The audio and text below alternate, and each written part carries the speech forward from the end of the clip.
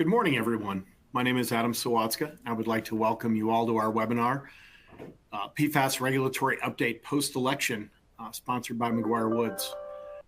The webinar this morning is just the first in a series of 4 related webinars that we're going to be hosting this year. Please stay tuned for more information on the series, and I encourage you to attend as many of the other sessions as your schedule allows. A brief introduction from me before we get started. I'm a partner in the Atlanta office of McGuireWoods. I'm the co-chair of the firm's environmental regulatory practice, along with its crisis management and incident response practice. Along with Shannon Casely, I also lead the firm's PFAS practice area. I've been practicing environmental law for 28 years, and I started working on PFAS issues just as I was leaving EPA for private practice in 2005. And at that time, I was the lead attorney on one of the first significant PFAS matters in the country, involving a large PFAS manufacturing site in North Alabama. It was one of the first big cases in the country. EPA and CDC conducted an exposure assessment. EPA established some of the first soil and drinking water standards. And while I feel like we've come a long way since that time, it seems like the world of PFAS continues to change constantly, and I believe that 2025 will be no different. In terms of our agenda today, we are going to start with an overview by Naveed Nanjee of the regulatory highlights from 2024, along with an introduction of what might be in store for us for PFAS under the Trump administration. We then have a treat. We're going to be joined by Congresswoman Madeleine Dean from Pennsylvania's 4th District. She is an American lawyer, politician, serving in the U.S. House of Representatives for Pennsylvania's 4th Congressional District, which includes most of Montgomery County, suburban county north of Philly, as well as northeastern portions of Berks County.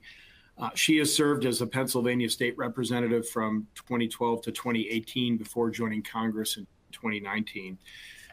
As most of you probably know, she's been very active in PFAS issues, introducing a number of PFAS bills over the years, as well as serving on the bipartisan PFAS task force. Finally, we're going to end with a roundtable with 2 of our very experienced public affairs experts from McGuireWoods Consulting, Clayton Cox and Scott Binkley. Before I turn it over to Naveed, just a couple of housekeeping notes. For the attorneys joining us this morning, we will be seeking CLE credit for your state following the webinar. I think we've already collected all of that information, so nothing else that you need to do for that. In terms of questions, there's a little, the bottom right-hand corner of your monitor, there's a prompt that'll allow you to ask questions. We'll try to get those throughout or save a little time at the end. So with that, let me turn it over to Naveed. Thank you so much, Adam. Good morning, everyone. My name is Naveed Nanjee. I'm an associate at McGuireWoods in the Crisis Management, Incident Response, and Environment Enforcement Regulatory Counseling Practice Groups. Previously, I was an EPA enforcement attorney at the Office of Enforcement and Compliance Assurance at EPA headquarters in Washington, D.C.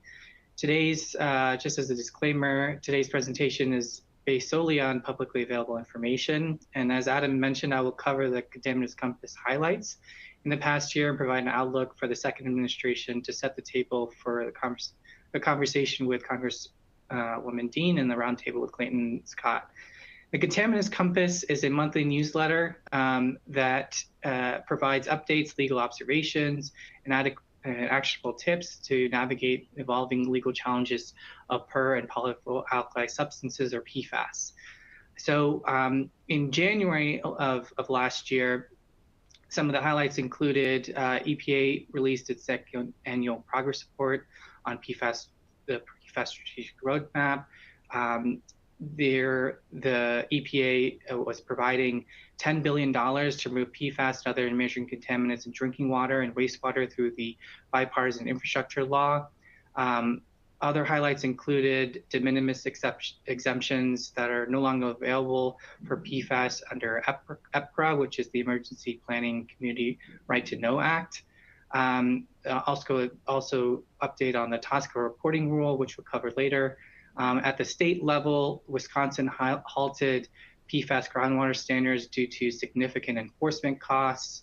And Ohio's Governor Mark DeWine announced a pioneering initiative to test 29 major rivers in the state for PFAS, aiming to enhance water quality and ensuring safe fish consumption. So all of these updates can be found on our Contaminants Compass newsletter, which is linked on every slide for every month.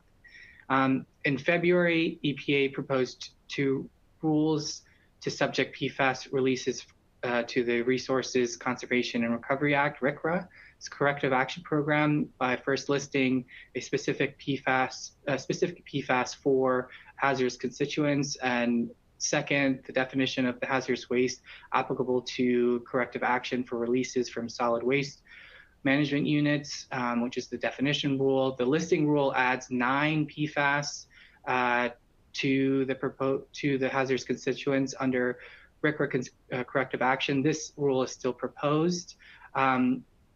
Some science updates, study-linked processed meats and other food packaging to higher PFAS exposure. In March, EPA released new testing methods for plastic containers. It also released PFAS analysis on birth weight effects. The FDA also made announcements in PFAS food packaging. On the legislative side, the U.S. Senate introduced the PFAS Accountability Act of 2024. This bill would propose to amend TSCA to codify a federal cause of action and remedy available to individuals. At the state level, California, commencing January 1st of this year, prohibit any person in the state from selling any menstrual products that contain regulated PFAS. In Virginia, it required any facility identifying as a potential significant source of PFAS in the public water systems raw water to source to perform and report the results of quarterly discharge monitoring for 1 year and report its manufacture or use of PFAS to the Virginia Department of Environmental Quality. In April, we have a major rule. EPA sets a strict limit for 6 PFAS in drinking water, including PFOA, PFOS, HFPO, DA, GenX, and PFNA, PFHXS, and PFBS. The MCL for PFOA and PFAS individually set an enforceable maximal contaminant level, MCL, or 4 parts per trillion. And water systems have 5 years to comply with the requirements. During the first initial 3 years, all public water systems must complete initial monitoring for PFAS. If the levels of PFAS exceed the MCL, the system must implement methods for treatment within the final 2 years. And this rule is currently being challenged. The FAA also issued guidance to clean aviation firefighting vehicles and equipment. At the state level, the Wisconsin Court of Appeals agreed that the Wisconsin Department of Natural Resources lacked broad authority to regulate PFAS. Also in April, we had another major rule, which is the PFOA and PFOS was designated as hazardous substances under CERCLA. EPA determined that PFOA and PFOS may present a substantial danger to public health or the environment. Under CERCLA, any owner or operator with knowledge of any release of PFOA, PFOS, or their salts or structural isomers from its facility in quantities equal or greater than 1 pound or more within a 24-hour period must immediately notify the National Response Center for such a release. EPA also issued an enforcement discretion policy for the CERCLA hazardous substance designation. Under the policy, EPA will hold responsible those entities that significantly contributed to the release of PFAS into the environment, including PFOA and/or PFOS manufacturers and processors, as well as those manufactured products using PFOA and/or PFOS. However, EPA has said that it does not intend to pursue entities where equitable factors do not support seeking response action or costs under CERCLA. These 5 protective entities include community water systems, publicly owned treatment works, municipal separate stormwater systems, publicly owned operated municipal solid waste landfills, publicly owned ports and local fire departments, farms where biosolids were applied to the land. For other entities, EPA said that they would extend its enforced discretion to additional parties based on considering equitable factors. In May, some of the regulatory highlights included TSCA, PFAS reporting and recording requirements. More on that in later slides.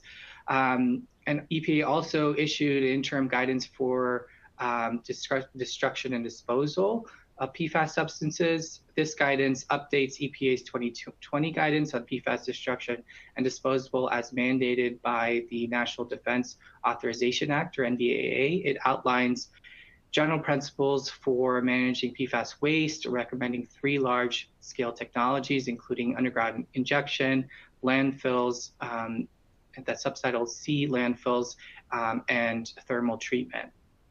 At the state level, California introduced SB 903, banning products containing PFAS. The bill proposed to expand on the previous bans on PFAS in various products, and would have applied to all products with some exceptions. However, facing heavy opposition, California state senators decided to scrap SB 903. Specifically, the Department of Toxic and Substance Control, DTSC, said that implementing SB 903 would cost at minimum $10 million annually. However, California's existing laws that already prohibit PFAS in certain products like textiles, cosmetics, food packaging has become effective as of January 1st this year. In June, some of the regulatory updates, including, as I mentioned, the American Water Works Association and the Association of Metropolitan Water Agencies filed a petition to review EPA's final PFAS drinking water regulation. The petition argues that EPA did not rely on the best science or data when promulgating the rule, that EPA significantly underestimated the cost of this rule and the adverse impact that it would have on individual users. And petitioners raised concerns about the impact of rule of water on affordability. And this is still being challenged. And additional regulatory update, farmers brought a lawsuit against EPA for failure to regulate biosolids under the Clean Water Act. And this is developing as biosolids continue to have be under scrutiny by EPA as well as others as well. At the state level, Vermont banned manufacturers and sale of products containing PFAS. In July, the business groups led by the U.S. Chamber of Commerce challenged EPA's hazardous substance designation of PFOA and PFAS under CERCLA. And the business groups previously commented whether EPA had statutory authority to designate PFOA and PFAS as hazardous substances. It criticized deficiencies in EPA's cost analysis and asserted that scientific evidence does not support the designation. The DoD also sought a 2-year extension for PFAS firefighting foam phase-out. In a government accountability report filed in July 2024, following its review of DoD efforts to transition from firefighting foams that do not contain PFAS, DoD has approved 2 PFAS-free foams for purchase. However, DoD acknowledged several compatibility issues with alternative foams that preclude them from being a drop-in replacement for AFFF in many firefighting systems. And this delay means that the military facilities will continue to be a source of PFAS releases beyond 2024. In August, Maine Organic Farmers and Gardeners Association and the Johnson County of Texas sued EPA over PFAS in sewage sludge. At the state level, Rhode Island banned PFAS in numerous consumer products, and New Hampshire required home sellers to notify potential buyers about potential PFAS contamination. And this is significant because this became into effect as of beginning of January 1st this year, where New Hampshire the residents in New Hampshire that are selling their homes are required to notify potential buyers about possibility of water contamination from PFAS. In September, the PFAS reporting rule under TSCA, subsection 8A7, containing specific reporting requirements for PFAS manufacturers and importers.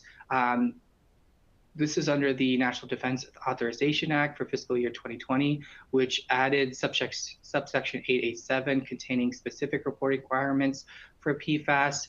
EPA is requiring any persons that manufacture, or including import, or has manufactured, including imported, PFAS or PFAS-containing articles in any year since January 1st, 2011, to electronically report information regarding PFAS uses, production volumes, disposal, exposures, and hazards. The PFAS reporting rule is a one-time reporting requirement within a 12-year look-back period. However, as we'll discuss later, this reporting rule has been delayed, and that's not to be confused with the chemical data reporting rule, which was established under Section 8A 1 through 6 of TSCA, which requires manufacturers and importers to report information on production and use of a broad array of chemicals in commerce, the vast majority of which are not PFAS. In October, the Biden administration released its PFAS federal research and development strategy. EPA also proposed the addition of 16 additional PFAS and 15 categories to the TRI. And EPA delayed the deadline for PFAS reporting requirements under TSCA. And the new deadline is now January 22nd, 2026, or July 11th, 2026 for small manufacturers. And Minnesota continues its efforts to implement PFAS use products and reporting.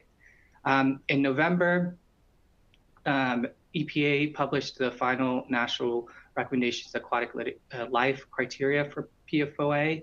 And in the litigation front, the Chamber of Commerce challenged EPA designation of 2 PFAS as hazardous substances was filed in its opening brief. The petitioners argue that EPA oversteps its authority under Section 102 by adopting unreasonably broad interpretation of statutory term that may present substantial danger. And also the evaluation of costs were fundamentally flawed. And in December 2024, we had the EPA released its 3rd annual progress report. In it, Michael Regan emphasized the administration's leadership, saying before President Biden took office, the federal government wasn't doing enough to address PFAS pollution across the country. And the Biden administration has since taken unprecedented steps to develop the science, implement strong standards, and invest billions into solutions to protect all Americans from these forever chemicals. And that was a quote from Administrator Regan from the 3rd annual progress report. And post the election, the second Trump administration may revisit many of the Biden administration PFAS regulations, but that's not to sort of discount what's happening at the state level, as California, Colorado, Minnesota, and New York will implement various bans of PFAS in textiles and other consumer products starting of January this year. So as a quick outlook for the second Trump administration, we must look back as to the first Trump administration on regulation. The new administration may undoubtedly change how EPA regulates PFAS. However, when we look back, former Administrator Andrew Wheeler said in January 2020 under President Trump, EPA was at the time is continuing to aggressively implement our PFAS action plan, the most comprehensive cross-agency plan ever to address emerging chemical of concern.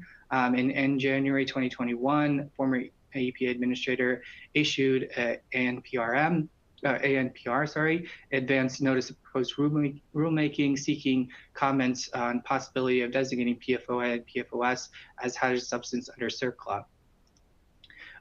The 3 major rules I mentioned earlier, the TSCA reporting rule, the MCL rule, and the CERCLA hazardous substance rule are all sort of, the TSCA reporting rule is being delayed. The MCL rule is being challenged, and the Circle Hazard Substance Designation rule is also being challenged. And there's a lot more to come on this. According to Inside EPA, the Circle Hazard Substance Designation challenge, EPA is set to file its opening response on January 17th.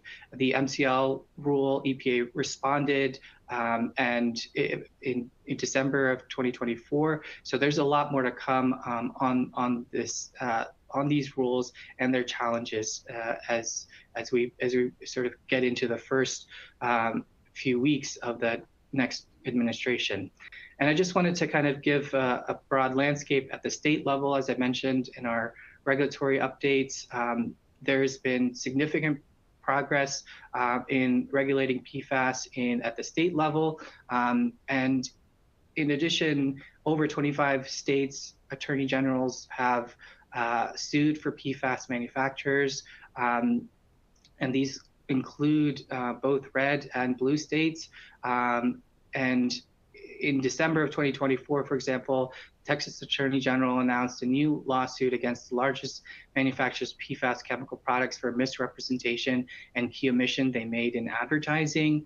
And then also drinking water regulations. 11 states have established MCLs for specific PFAS in drinking water and PFAS in products. A dozen states have placed bans on the sale of firefighting foam containing PFAS, as well as dozens of states enact phase out in PFAS in food packaging, as well as carpets, rugs, aftermarket treatments.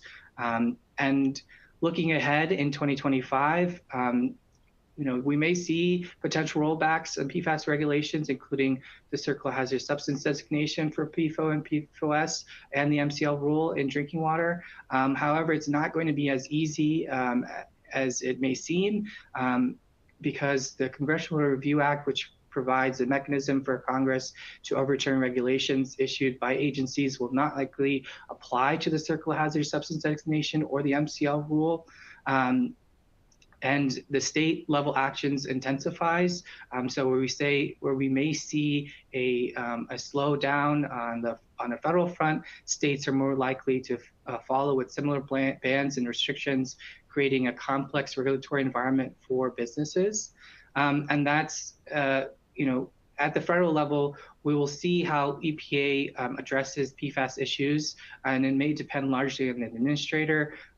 So former U.S. Representative Lee Zeldin is President Trump's nominee for the next EPA administrator, and it is anticipated to gain confirmation. And Zeldin was a member of the bipartisan PFAS task force and supported multiple PFAS bills, including the bipartisan Protect People from PFAS Act, which directed EPA to establish the drinking water standards for PFOA and PFOS and designate them as hazardous substances.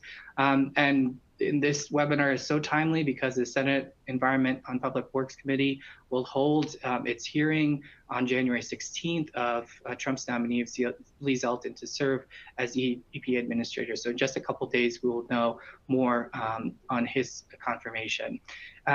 So that's it for me. It's a whirlwind of PFAS in the last year. I turn it back to you, Adam, and I see Congresswoman Dean has joined as well.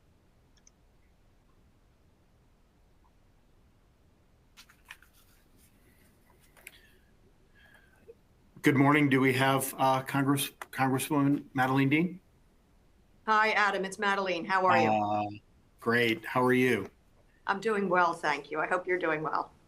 I am. Thank you so much for joining us for a conversation this morning about PFAS. We've got like 100 attendees this morning that are really interested to hear from you and get your perspective. Before we do that, I wanted to congratulate you on two things. The Fighting Irish made the national championship game, and the Philadelphia Eagles beat my Packers Sunday. So I didn't have a great sports weekend, but you did. So congratulations.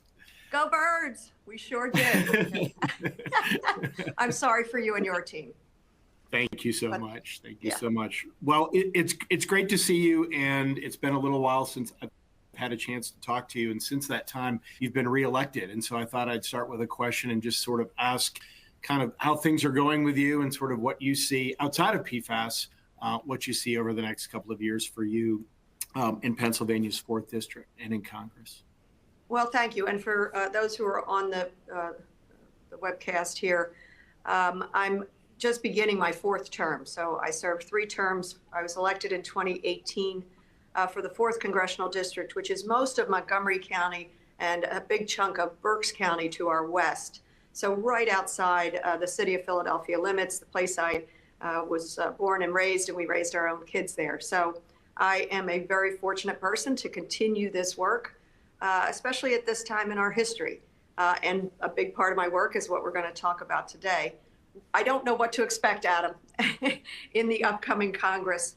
We're facing a lot of things. One of the good things that I can tell you about is that I was named to the Appropriations Committee. That's something I have wanted to be a part of since I came.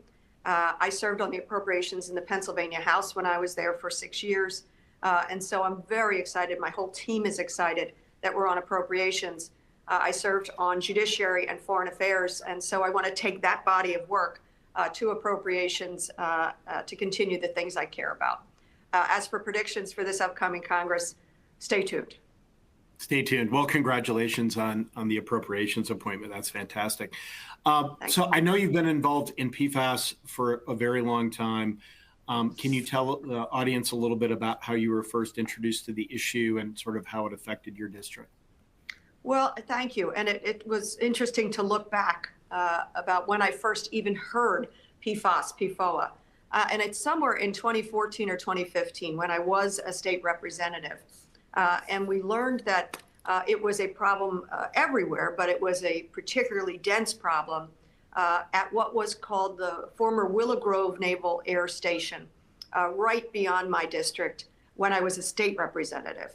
And so, as you know, and your listeners know, your practitioners know, it came from the history of the widespread use of very toxic, sadly, firefighting foam on that base. I actually have a brother, my second brother, Harry, worked on that base, was a hydraulics mechanic on that base. And so I knew about, as a young girl, I knew about the use of firefighting foam, but heard nothing, of course, knew nothing about PFAS. So it was somewhere around 2014, 2015. And how we learned of it was our local water company supplier was revealing through some of their well testing in our area, high levels of PFAS contamination. And I didn't know what in God's name this meant.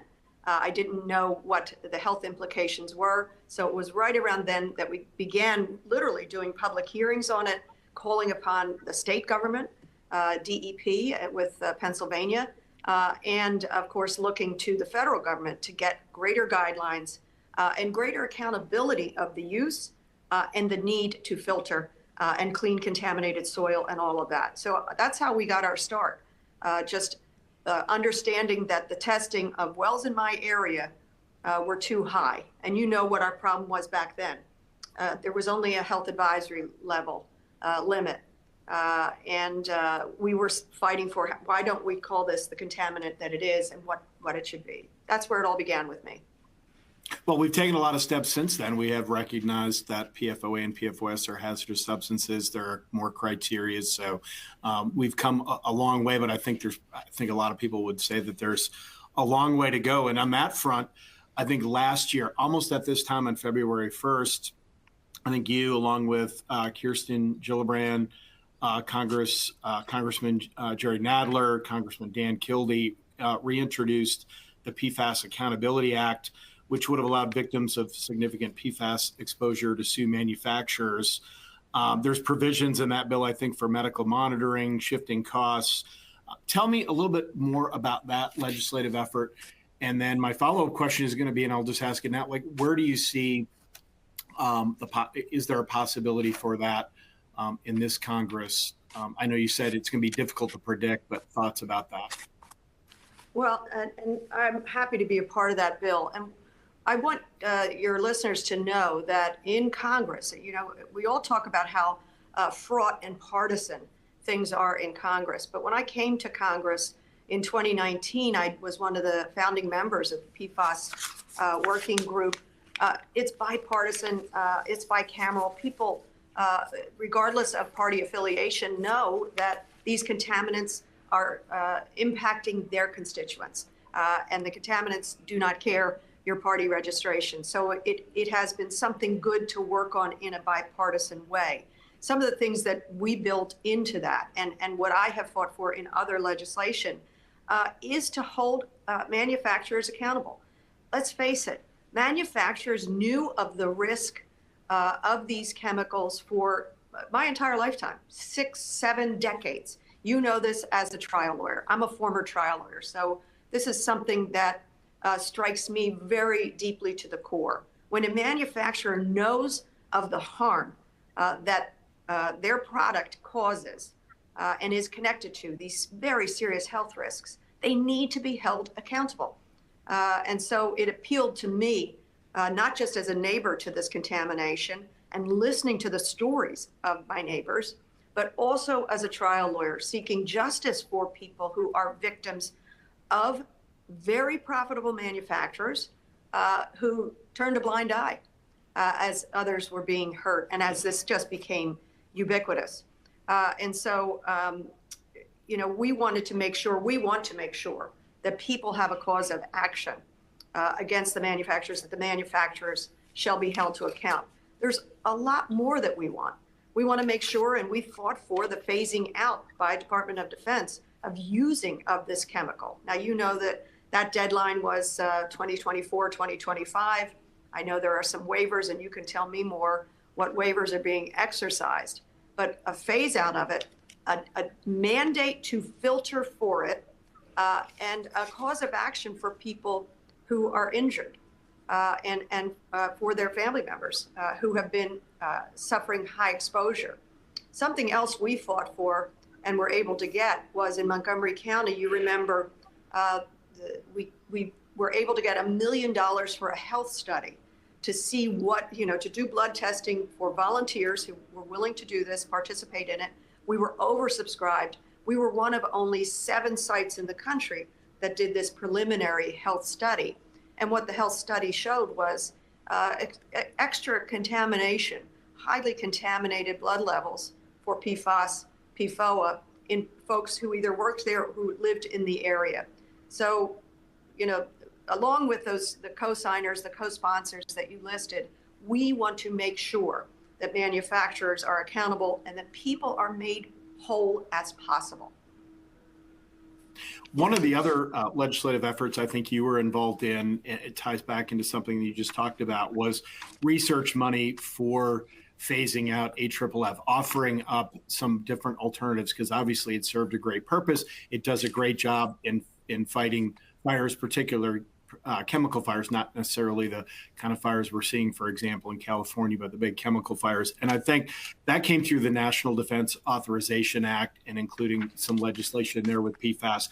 And I think that bill is now pretty well known for being some of the only places we can get bipartisan, agreement on some PFAS, legislation. Any thoughts about those efforts under the NDAA and where you see that going potentially in the next couple of years?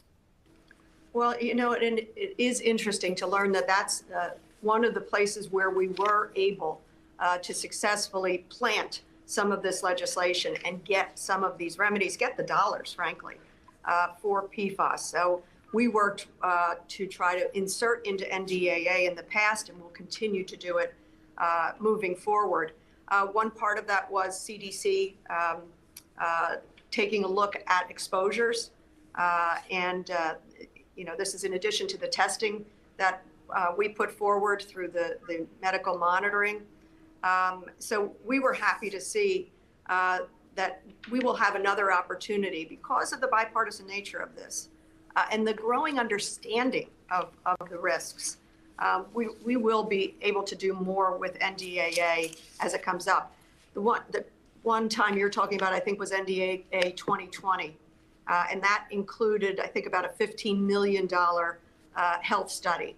And so it was exciting to be able to build that into the NDAA. As I said, it was bipartisan. That was as exciting, to be very honest, that you're not just fighting some partisan slog, that you're actually in this with folks across the aisle who recognize that the appropriations bills have to put forward dollars toward this important money.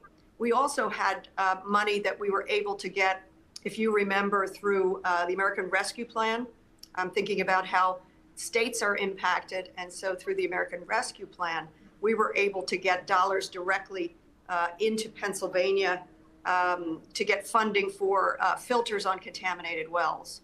So working through NDAA, working through infrastructure dollars, working through literally the original American Rescue Plan when we were facing COVID, we were able, and we had a willingness of folks to fight for these dollars for water contamination. Something I think you know about me, Adam, and my team would be really disappointed if I didn't say the other reason I care so much about this. And that is I'm a former Pennsylvania legislator. And so I love my Pennsylvania Constitution. And Article 1, Section 27 of the Pennsylvania Constitution is one of the most beautiful constitutional amendments you're ever going to read, because it says that we, the people of Pennsylvania, have the right to clean air, clean water, and the preservation of our natural aesthetic for now and for the future, meaning we're trustees. And so I take that seriously as a former Pennsylvania legislator, but also as a member of Congress, to say my constituents, the people of Pennsylvania, have a right to clean water. And the way I can handle it is through appropriating the dollars, the study, the testing, the education, the remediation, the filtration, and holding accountable the manufacturers and Department of Defense for leading the way on the cleanup. I think you served from 2012 to 2018 and then came to Congress. I think one of the things we're going to talk about in the next session is we're going to hear from Clayton Cox and Scott Binkley, who work a lot with states. And I think we're going to have to wait to see what Congress is able to do this year. But I see states trying to work hard to fill in any gaps that they perceive. And I wanted your thoughts on that. Well, and it helps me that I was a former state legislator, and I worked closely with Governor Shapiro in Pennsylvania and the House, because I still have so many good friends in the Pennsylvania House. And something I was very proud of were the bills that we passed, not this last Congress, but the Congress before. As I said, whether it was the American Rescue Plan or the bipartisan infrastructure bill or IRA, Safer Communities. We passed 6 massive bills, one for veterans, you know that one, the PACT Act. And so what was something I was really happy to be a part of was through the American Rescue Plan in particular, the federal government knowing we had to support state governments in a really robust way as a result of the pandemic and all of the cascading problems, whether it was to education, supply chain, health, et cetera. And so I had the chance to work directly with Pennsylvania, Governor Shapiro, and Matt Bradford and the leaders of the Pennsylvania House to say, let's make sure we continue to focus on PFAS contamination, continue to hold municipalities, water companies accountable for filtration, and now meeting this maximum contamination level. Think of how far we've come. We couldn't, everybody was doing this when I first got into this. When I would ask DEP to do something, they'd say, no, we need EPA. So we've come so far, and I have to say it's because of extraordinary advocates like you, but we sent real dollars to states. And some of those dollars are being used for filtration and the health work, but we got to do much more. Well, thank you so much for joining us this morning. I know you're incredibly busy. There's a lot to do in the next 119th Congress. It's very great. It's great to see you. It's been a few months since I've seen you last, but thank you so much for joining. Thank you. And thanks for inviting me. And we'll stay connected on this issue. We will. Thank you, Adam. All the best. Thank you. You too.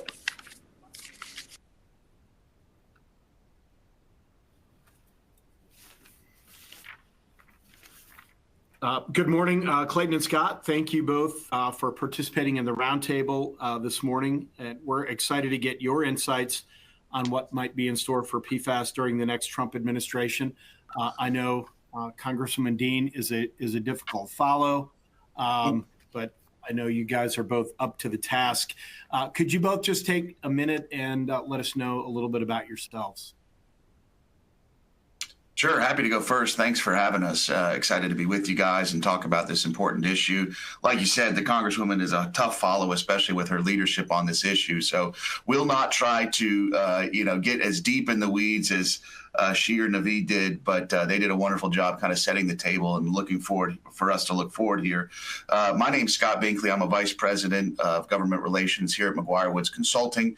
Of course, we're the consulting arm of McGuireWoods LLP, the law firm, and work closely with the lawyers, but do a mixture of both federal government affairs based on my time on Capitol Hill.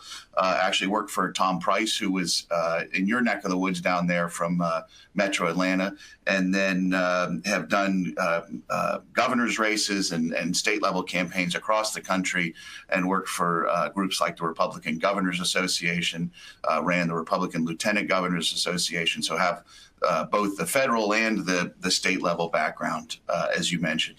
Clayton? Good morning, almost afternoon. Good to be with everybody. Like Adam said, hard to follow the experts we just had, but really wonderful program today. My name is Clayton Cox. I am as well a vice president of federal affairs here at McGuireWoods Consulting. My background before McGuireWoods, I worked in fundraising, and I was an aide to President Obama's reelection campaign in 2012, part of Secretary Clinton's team in 2016. And then in 2017 was brought on to lead the fundraising as the National Finance Director for the Democratic National Committee for 4 years, and was the co-director of the Biden fundraising effort in 2020.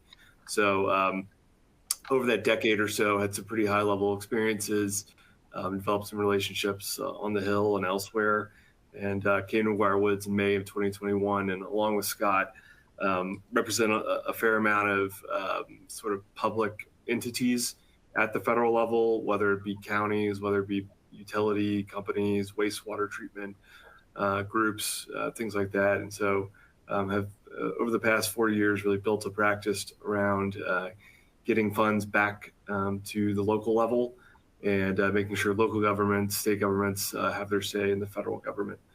And good to be with all of you today. Thank you. And it's great to hear, that we have speakers from both sides of the aisle. I think it's going to be an interesting next year as we start the administration just in about a week from now. And I think you heard a little bit from Naveed about what we think, Naveed and I, about kind of what might be happening in the Trump administration. I think there's no secret that some of the thinking is that there might be a little bit of a pullback, at least at the federal level, on PFAS issues. What are your thoughts on the EPA piece and on the federal piece for PFAS over the next year or two?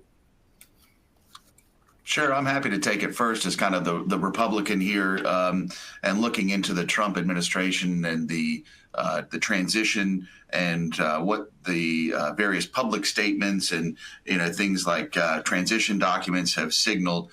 But I think you're right. Obviously, you're going to see a pretty broad deregulatory agenda with the incoming Trump 2.0 administration, and I think that will obviously significantly reduce funding to the EPA or reduce funding just generally. I think that on day one, you'll see things like immediately pausing any existing rules for reconsideration or for reproposal. I think that, as was mentioned, the EPA's designation of PFAS as a hazardous substance under CERCLA, I think that might be something that they'd look at as it relates to PFAS and the EPA. But I think it's also important to remember that in the first Trump administration, they did make progress on the issue of PFAS. And in 2019, obviously the EPA issued their formal plan to combat PFAS. And I think that another interesting development has been Congressman Lee Zeldin's appointment. It had been talked about earlier, but a little bit more on that. If you look, and we worked with him, as he was a member of Congress, and he was not, he wasn't kind of one of these conservative hardliners, and specifically on issues related to the EPA. He took several votes, one voting against his party to slash funding for the EPA, and I think that was in 2020. He also voted for several bills that would regulate PFAS throughout his time in Congress, one specifically that would have placed some PFAS under the National Drinking Water Standard. So I think that, while the Trump administration coming in will probably, you'll see an immediate pause on a lot of these rules, and you'll see some of those being reconsidered. But I think the other side of that, is that I don't think it may be as drastic as some of the environmental groups are maybe, saying or being quoted as saying online that I've read in the past couple of weeks. I actually agree with that. And I think, for example, in some of the rules, even rolling those back are going to be difficult because they're outside of the review period. And so therefore, putting in a new rule takes proposing a new rule, getting it, responding to comments, getting it passed, and legal challenges. And it may be that climate change and some other things take a greater priority than that. So I'm with you. I think there's probably a little bit of wait and see. But Clayton, any thoughts from your perspective before we jump to the next question? I think you both hit it on the head. One thing I would sort of call out is this sort of, I think, trend you've seen in the last 15 years or so, where whoever is in power in DC, there sort of has this counterweight at the states, and especially the large states, to sort of be the tip of the spear when it comes to being against the legislation going on in DC. So when President Obama was in power, when President Biden the last 4 years, you sort of saw Texas, Florida, some of the other large Republican states really take the mantle towards pushing back on DC policies, using their state's attorney's general office to sue, to litigate some of DC's policies. So I would expect as DC turns to a Republican control, I think you'll see places like California, New York, New Jersey, Maine, Michigan, places that were already sort of taking the lead on state regulation of PFAS. I think you will see them sort of challenge the Trump administration's environmental regulations policies and that deregulatory environment. I would also expect them to not only just sue and be in court a lot, but sort of be out there, their governors, which a lot of them happen to be candidates for 2028 President of the United States in the Democratic side. I would look for them to be leaders pushing back on some of the Trump team's agenda, just like when President Biden was in office, you saw that happening with Governor DeSantis and Governor Abbott in Texas. The other thing I would finally call out is yesterday, California announced a $50 million litigation fund to use state funding to fight what's going on in DC being put down and promulgated by the Trump administration. So not only will you have outside groups and folks, environmental groups like Scott called out, you will also have states that will be the forefront of litigation. What I saw last time, and I agree that it will happen this time, is if there's even a perception EPA's budget gets cut, or there's a perception that EPA is moving away from PFAS issues, the states ran to fill in the gaps. And the struggle was trying to counsel clients that whole period of time of what to do with the patchwork of regulation. And it's kind of counterintuitive that when you suddenly get some federal regulation, obviously people are against that, but it sort of levels the playing field. It makes it easier to counsel people. I think it at times maybe even makes it a little bit easier to do business because, you're not trying to run your business based on what Maine is doing or California is doing. So I suspect there's going to be more of that. But Scott, what are your thoughts on maybe the state piece of this and the gap filling that might occur, but also wanted you to mention and talk a little bit about the federal budget and EPA's budget and what you think. Sorry to hit you with two questions, but just No, I think that you're right. You're going to have this interesting patchwork of a regulatory environment from state to state as this tug of war game between administrations takes place at the federal level. So I think that would be the first. And then back to your question about the budget, if you look at transition documents, they've identified a day one priority of cutting the EPA's budget. And I think that that would specifically relate to the EPA's science advisory boards, probably drastically reducing the role of EPA's Office of Research and Development, both of which are directly relative to PFAS and the regulatory environment there. But I think that, and Clayton, I'm sorry, I'm going to steal a comment that you made because it was so good when we were talking about this yesterday, that I think a lot of this, as it directly relates to PFAS and the EPA's budget, would be their ability to go out and do investigations and things like this related to the current rule around PFAS. And so I think they'll be hindered in their ability to enforce that rule and to enforce the rules that are in place.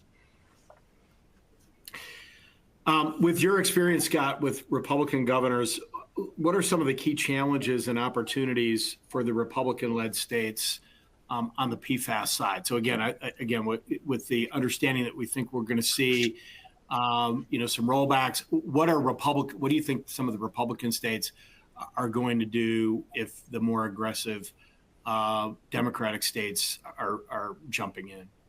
Sure, and Congresswoman Dean really set me up nicely for my optimistic take here, which is going to be that my hope is that there's a recognition that there's a bipartisan recognition that there's a problem here, and that doesn't mean that the Republican governors are going to be as progressive and aggressive in addressing PFAS as some of the Democratic governors have done in California, Colorado, Connecticut, Maine, Maryland, New Hampshire, and Rhode Island. Vermont has been mentioned. They actually have a Republican governor, so we'll take credit for that one. But I think that there are obviously going to be challenges as red states try to address this, making their large employers culpable for the presence of PFAS, opening them to litigation and putting them on the hook for the cleanup. But, looking at it kind of globally now, we've seen new kind of directions of our Trump, led Republican Party, where you've got RFK Jr. talking about make America healthy again and the contaminants and chemicals that are in our foods, or Donald Trump Jr.'s constant raising of outdoor sports and wildlife and protecting our wildlife and environment. And so, you want to think that with a couple of those new angles to our Republican priorities, at the same time, many of our red states have kind of this great tradition of outdoor sports and hunting and those are obviously tied to the environment and drinking water. So again, my optimistic hope would be that, it's almost like they've been given a little bit of political leeway here with RFK Jr. And Donald Trump Jr., and some of the issues that they want to see pursued. Yeah, very interesting point. Clayton, any comments on that before I ask your next question? I would expect, one thing that I think I would compliment the other side of the aisle, they do very well, is Republicans do a good job through sort of outside organizations and other places having, whether it be model legislation or making sure that what's happening at the state level echoes or supports and lifts up at the federal level and vice versa. I believe Governor DeSantis said today he wants a special session in Florida to set up the Trump administration for success and find ways to bolster whatever the Trump administration will be doing. So I think you will see sort of model legislation or model regulations from some of the red states make its way up. I've also heard, Project 2025, which you can go back and forth on how plugged in those folks are, but it seems like a lot of people are, being made into the administration that said that they want to introduce more industry science. So I think you will see some sort of alignment between the red states and the federal government. And it'll be interesting to see how those different balances of power sort of play off against each other.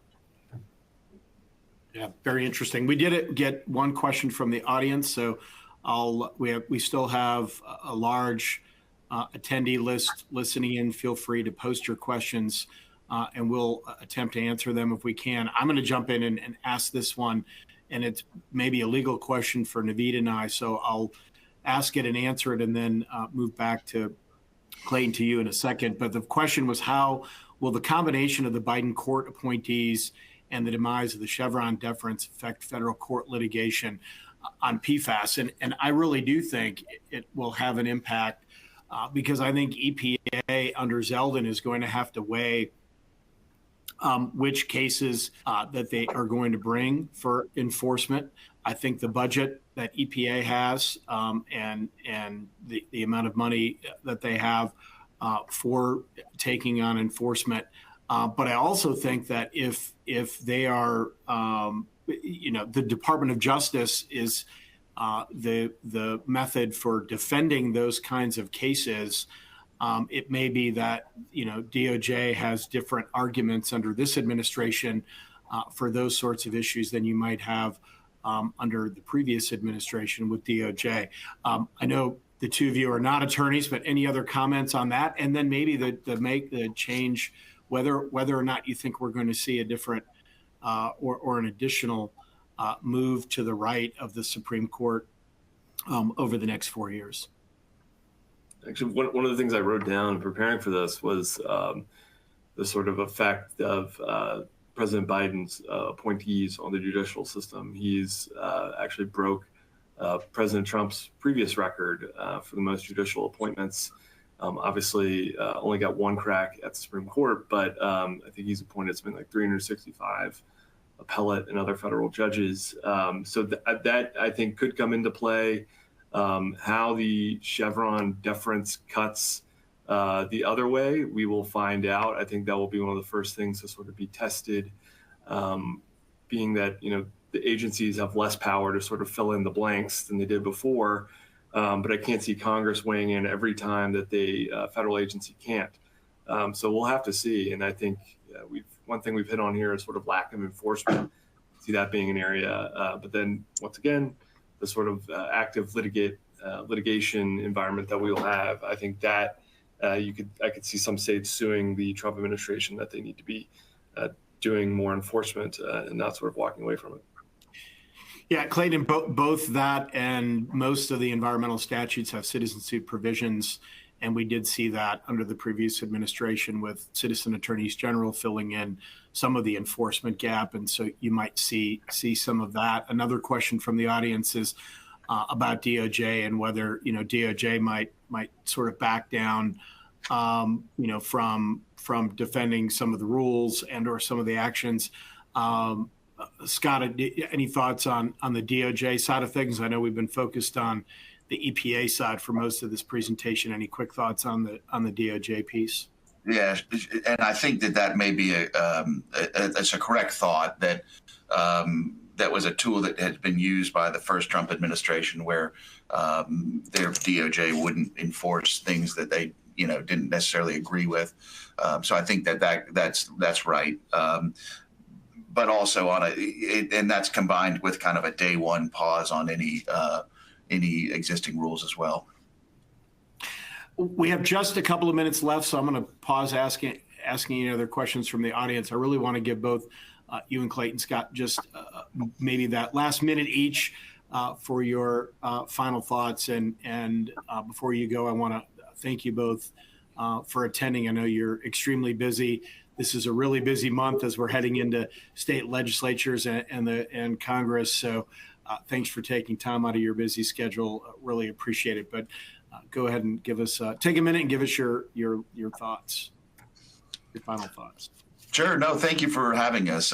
It's a really important discussion, a timely discussion. These things are being actively, batted around up here in DC right now. But I do think that there's hope for those that, want to see a more robust regulatory environment around PFAS. I don't think that we're going to go back to zero. My sense is that, there could be some rollback of the current regulatory, scheme. There could also be, a raising of the caps that were put in place under the Biden administration. But I don't see us going all the way back to zero. And I say that based on the progress that was made during the first Trump administration. Appreciate those thoughts. I'll give you the last word. Yeah, I would just add, something we tell clients all the time is context is key. And the context of the environment that we are about to walk into in 6 days is that this is a Republican Congress. This is an administration, deregulation we all know about. The other thing that they really are going to want to do is, in order to get some of these big ticket administrative items done, in order to pay for things with the border wall, immigration enforcement, tariffs, other things, other sort of enforcement when it comes to trade, that costs money. So they're going to be looking to cut funding where they can. And there's only so much of the sort of discretionary budget that you can hit. And so I think it will be a time when a lot of the enforcement, whether that's the IRS, whether that's the EPA, will sort of be trimmed back, I would imagine. And, yesterday there was a sheet passed around on the Hill of how to get, $6 trillion in cuts or so to pay for these tax cuts, to pay for these new programs on the border with immigration and other things that the administration wants to get done. So they will be looking for anything and everything to fulfill these pay-fors, as they're called on the Hill, to pay for these government programs and to pay for these tax cuts. So I would keep your eye on budgets and programs in the EPA that might be a little bloated. And those will be some things I think that will be sort of first up on the chopping block. And we'll know a lot in the coming months as the budget process gets ironed out and as we learn more from these reconciliation bills. Thanks for those thoughts. Thanks again to both of you. Thanks to Naveed for the overview, and very much to Congresswoman Dean and her office for being able to participate. And lastly, to all the audience members, I think we had a great presentation today, and really appreciate you all taking the time out of your schedule and your attention, and hope you can join us again for a future part of our series. So take care.